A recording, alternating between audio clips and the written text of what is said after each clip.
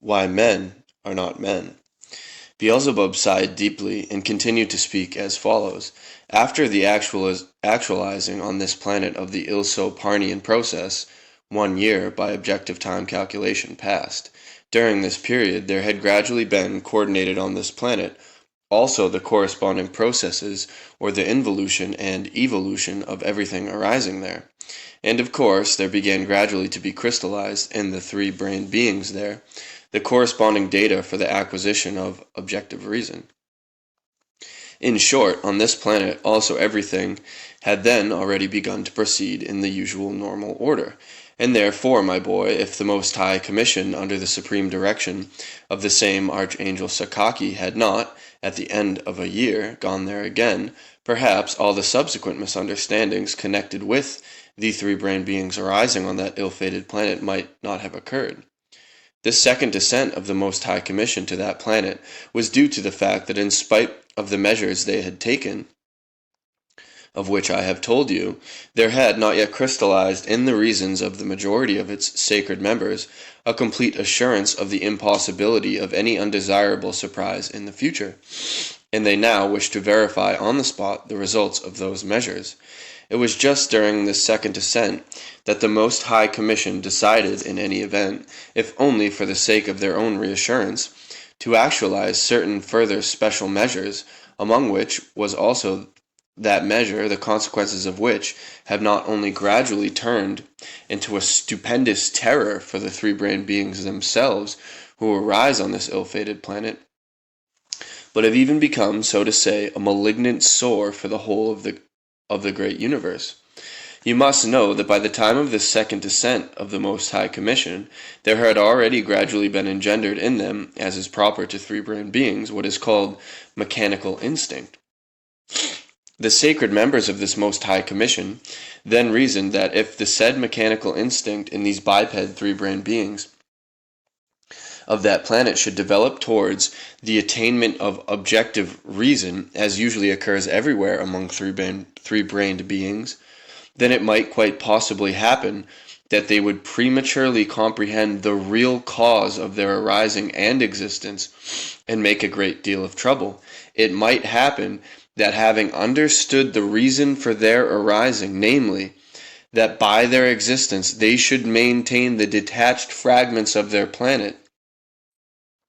and being convinced of this,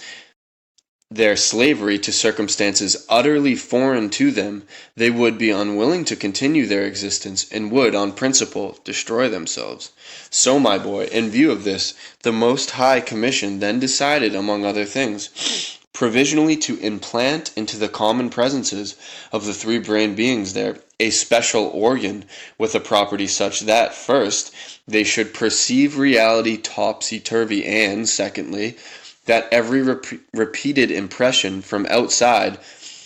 should crystallize in them data which would engender factors for evoking in them sensations of pleasure and enjoyment. And then, in fact, with the help of the chief common universal arch-chemist-physicist Angel Luisos, who was, among the members of this Most High Commission, they caused to grow in the three-brained beings there in a special way, at the base of their spinal column, at the root of their tail, which they also at that time still had, and which part of their common presences furthermore still had its normal exterior expressing the, so to say, fullness of its inner significance, a something which assisted the arising of the said properties in them. After this something, they then first called the organ Kundabuffer. Having made this organ grow in the presences of the three-brained beings, and having seen that it would work, the Most High Commission consisting of sacred individuals headed by the Archangel Sakaki, reassured and with good consciences, returned to the center, while there, on the planet Earth, which has taken your fancy, the action of this astounding and exceedingly ingenious invention began from the first day to develop, and developed, as the wise Mullah Nasser Eddin would say, like a Jericho trumpet in crescendo. Now, in order that you may have at least an approximate understanding of the results of the properties of the organ devised and actualized by the incomparable Angel Luisos, blessed be his name to all eternity, it is indispensable that you should know about the various manifestations of the three-brained beings of that planet, not only during the period when this organ Kundabuffer existed in their presences, but also during the later periods when, although this astounding organ and its properties had been destroyed in them, nevertheless, owing to many causes, the consequences of its properties had begun to be crystallized in their presences.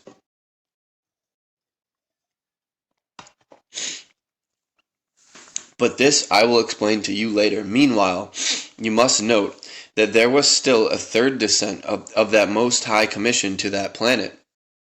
3 years later, according to objective time calculations, but this time it was under the direction of the most great Arch-Seraph Sevotarta, the most great Archangel Sakaki,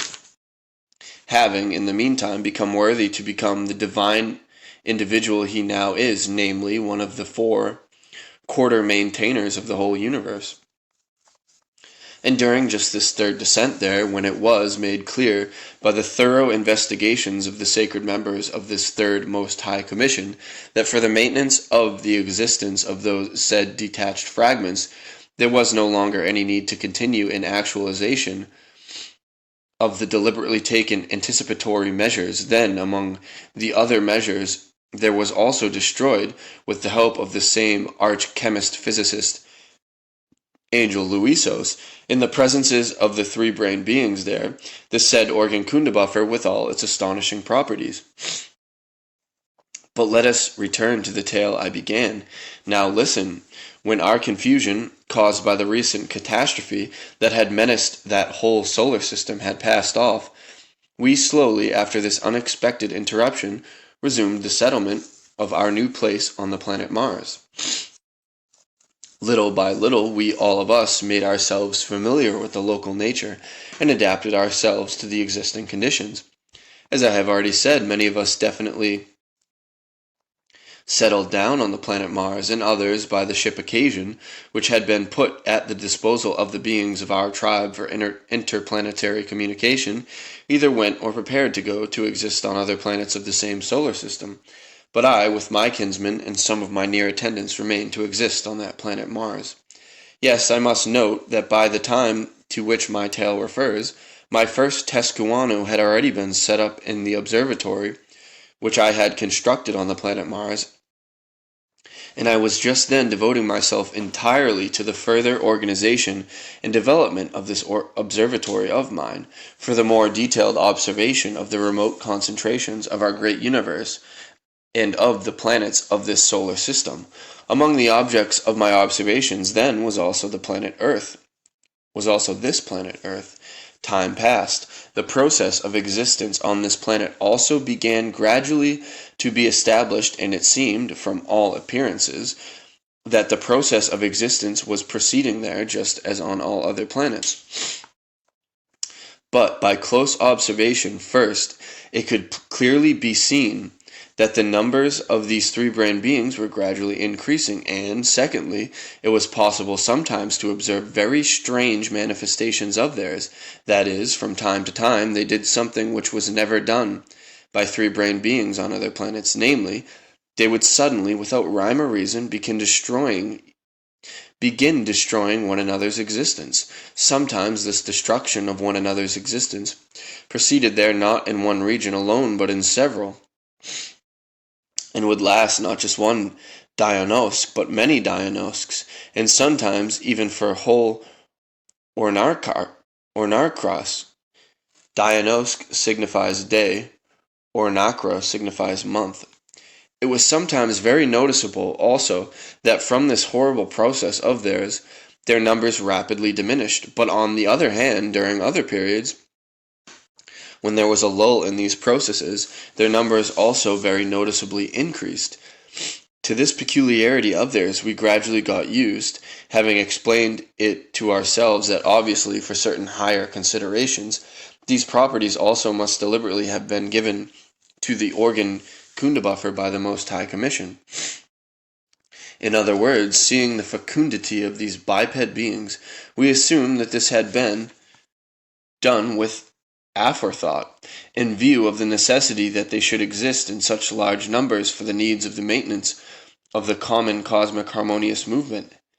Had it not been for this strange peculiarity of theirs, then it would never have entered anybody's head that there was anything queer on that planet. During the period to which the aforesaid refers, I visited most of the planets of that solar system, the populated and the as yet unpopulated. Personally, I liked best of all the three-centered beings breeding on the planet bearing the name Saturn, whose exterior is quite unlike ours, but resembles that of the being bird raven. It is interesting, by the way, to remark that for some reason or other,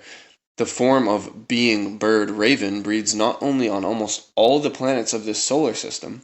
but also on most of those other planets of the whole of our great universe, upon which beings of various brain systems arise and are coated with planetary bodies of different forms. The verbal intercourse of these beings, ravens, of that planet Saturn, is something like ours, but in regard to their utterance, it is, in my opinion, the most beautiful of any I have ever heard. It can be compared to the singing of our best singers, when, with all their being, they sing in a minor key. And as for their relations with others, they, I don't even know how to describe them, can be known only by existing among them and by experiencing them oneself. All that can be said is that these bird beings have hearts exactly like those of the angels nearest our endless Maker and Creator. They exist strictly according to the 9th commandment of our Creator, namely, do unto another's as you would do unto your own. Later, I must certainly tell you much more in detail about those three-brained beings who arise and exist on the planet Saturn, since one of my real friends during the whole period of my exile in that solar system was a being of just that planet, who had the exterior coating of a raven, and whose name was Harkar.